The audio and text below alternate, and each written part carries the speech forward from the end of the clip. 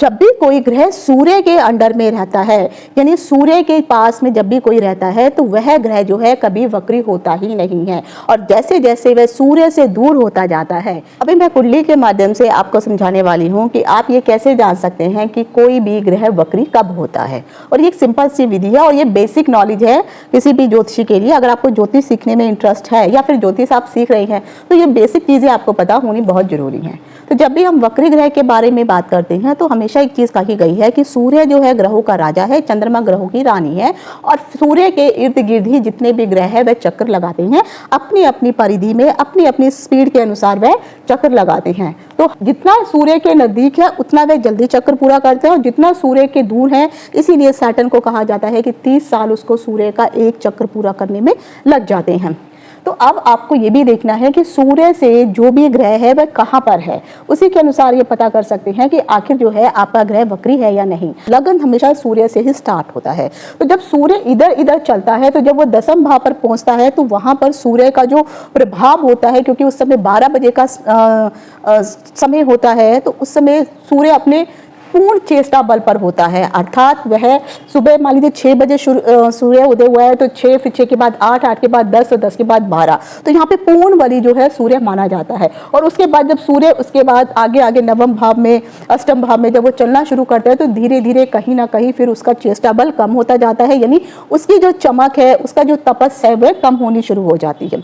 उसी अनुसार अगर आप ग्रहों का वक्री कंडीशन भी देखेंगे, तो सूर्य का एक रेंज है, सूर्य ग्रहों का राजा है। तो जब तक वह सूर्य की रेंज में जितने भी ग्रह घूमते हैं, तब तक वह सूर्य के कंट्रोल में रहते हैं, और उसी के अनुसार जब तक ये मार्गी रहेंगे, तो वह फल देने के लिए जो है उस हिसाब से ही वह मार्गी होकर फल देते हैं। लेकिन जैसे ही वह सूर्य की बाउंड्री से बाहर चले जाते हैं, तब फिर ऐसे जो ग्रह है आजाद हो जाते हैं। जब तक ग्रह सूर्य के अंडर में रहते हैं, वह ग्रह बाधित होते हैं कि वह उस हिसाब से ही फल देंगे। जिस तरह से एक एरिया होता है, उस एरिया का जो राजा होता है, तो जब तक उस राजा के जो भी नियम और कानून होते हैं, तो वहाँ की जनता को मानने पड़ते हैं। वही सब चीज़ें जो है, जब तक सूर्य के अंडर में कोई भी ग्रह रहता है, तो वह सूर्य के नियमों के अनुसार ही वह मार्गी स्थिति में होकर के ग्रह फल देते हैं। तो जब वह सूर्य से बाहर हो जाए, कितने डिग्री बाहर होने पर आप कहेंगे कि यह जो है वक्री कंडीशन में है। शास्त्रों में बताया गया है कि अगर कोई भी ग्रह सूर्य से 120 डिग्री, यानी अगर आप देखेंगे तो प्रत्येक जो भाव होता है वो 30-30 डिग्री का होता है। ये भी 30, ये भी 30, ये भी 30, 30, 30, तो इस तरह से सारे जितने भी हैं, ये सारे भाव जो है 30-30 डिग्री के हो जाते हैं। तो जब भी कोई ग्रह सूर्य के 4 घर आगे तक या 4 घर पीछे तक रहता है, तब तक वह मार्गी होता है। अर्थात अगर मान लीजिए हम शनि को भी लेके चलते हैं, तो यहाँ पे 1, 2, 3, 4, तो ये 3 × 4 करेंगे तो 120 बन जाएंगे। तो यहाँ पर हम कहेंगे कि 120 डिग्री, और सूर्य से ये पीछे, तो 1, 2, 3, 4, तो ये 120 डिग्री। तो जब आप 120 और 120 को प्लस करते हैं, तो आपका बनता है 240 डिग्री। तो जब तक कोई भी ग्रह सूर्य से 120 डिग्री आगे और सूर्य से 120 डिग्री पीछे रहता है, तब तक वह हमेशा मार्गी होकर के ही रहता है। जैसे ही वह ग्रह 10वें भाव को छोड़ के 9वें भाव में, यानी 221 डिग्री पे आया, कि वह वक्री हो जाएगा।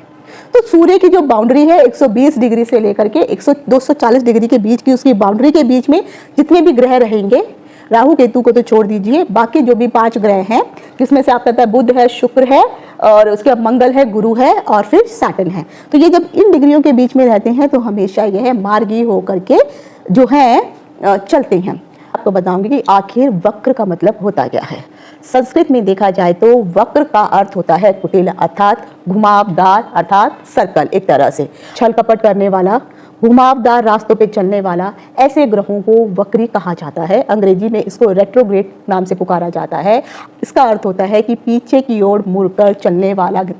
क्या सचमुच में ग्रह रेट्रोग्रेड होते हैं? इसके लिए पहले तो आपको ये वीडियो देखना होगा। आप इस वीडियो को देखिए और समझने की कोशिश कीजिए। एक ये ट्रेन देख रहे हैं, पीले रंग की ट्रेन है, और एक व्यक्ति इसमें वीडियो बना रहा है। जो वीडियो बन रहा है ये दूसरी ट्रेन से बन रहा है। तो आप देख रहे हैं जिस आदमी ने ये वीडियो बनाया है, वह एक ट्रेन में और पीले रंग की ट्रेन दूसरी ट्रैक पर, लेकिन एक ही रास्ते पर चल रहे हैं। तो पीले रंग की ट्रेन की स्पीड अधिक है और दूसरी जो ट्रेन है उसकी स्पीड कम है। उसी अनुसार ग्रहों की भी स्पीड होती है। तो पीले रंग की ट्रेन की जो स्पीड अधिक होने के कारण वह हरे रंग की ट्रेन को छोड़ करके आगे चली गई। तो यही कंडीशन जो है वक्री ग्रहों की भी होती है। अब आप शास्त्र में बताया गया है कि अगर जब ग्रह पूर्वाभिमुख होकर के चक्कर लगाते हैं तो उस समय जो है वक्री होने की जो कंडीशन होती है वह नहीं होती है, लेकिन जब पश्चिम विमुख होकर के वह चक्कर लगाते हैं तो उस समय कंडीशन जो है वक्री होने की बन जाती है। अब आप सोचेंगे ये किस प्रकार से होगा।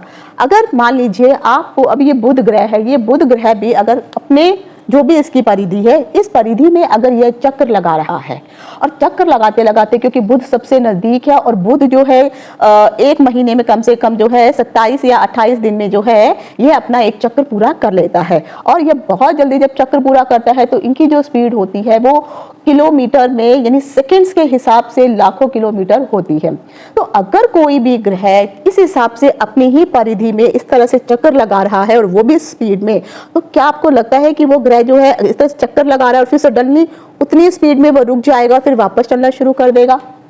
अगर सच में मान लीजिए इस तरह से हो जाए, कोई भी अगर आप सडनली अगर आपकी कार भी अगर आप जा रहे हैं तो कार भी अगर आप एक सर्कल के चारों ओर घूमते हैं और स्पीड में मान लीजिए 100 की स्पीड में घूम रहे हैं, तो अगर आप उसको पीछे करना चाहेंगे तो आपको सडनली ब्रेक लगाना पड़ेगा। तो जब आप उसको ब्रेक लगाएंगे तो ब्रेक लगाते हुए जो झटका आपको लगेगा, 100 या 150 की स्पीड में आपने चलाई है कार, और जो झटका आपको लगेगा तो कितना कंपन होता है और उसके बाद आप थोड़ी देर रुक जाते हैं और उसके पश्चात फिर जो है आप अपनी कार को रिवर्स करने लगते हैं। लेकिन जो ग्रहों की जो स्थिति होती है, अगर सचमुच में वक्री ग्रहों की स्थिति अगर इस प्रकार से होने लग पड़ी तो आप यकीन मानिए तबाही मच जाएगी।